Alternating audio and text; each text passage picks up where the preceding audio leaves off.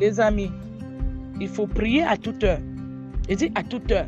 La grâce de Dieu s'illumine là où il y a la prière. La grâce de Dieu s'assoit là où il y a l'entente. La grâce de Dieu se développe là où il y a l'amour. La grâce de Dieu se développe là où il y a une personne parfaite. La grâce de Dieu n'a pas besoin qu'on le guide si lui-même il connaît la direction exacte de là où il doit partir. Vous savez les amis, aujourd'hui il y a certaines personnes qui disent toujours, est-ce Dieu est seulement pour toi? Dieu n'est jamais été pour une seule personne, Dieu est pour tout le monde. Mais ce Dieu n'a pas besoin de t'éprouver sans que tu puisses comprendre que tu ne peux pas te lever matin, midi, soir et prier le soir à midi pour te préparer pour aider et servir d'autres personnes. Toi-même là, tu vas te sentir déjà jeûné par ça.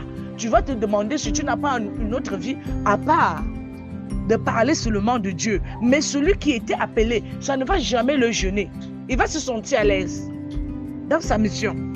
Toi aussi dans ta mission, tu vas te sentir à l'aise. Dans la mission de l'autre, il va se sentir toujours très à l'aise. Donc il n'y a pas encore une comparaison à la personne du Christ pour l'autre et non pour l'autre. Tu te sens à l'aise. Donc c'est comme ça. Avec le Seigneur, il faut savoir faire des compromis. Non, le Seigneur n'est pas là pour qu'on puisse dire, n'est-ce pas?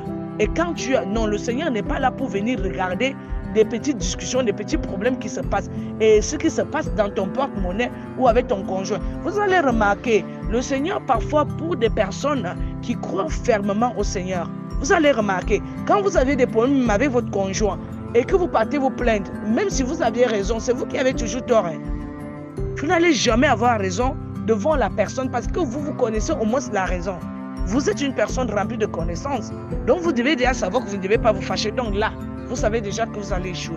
Quand vous partez vous plaindre, le Seigneur lui n'est pas là pour attendre que vous puissiez lui dire qu'il m'a giflé et j'ai riposté. Non, non, non, non. Il attend que tu puisses lui dire, il m'a giflé, j'ai montré l'autre jour.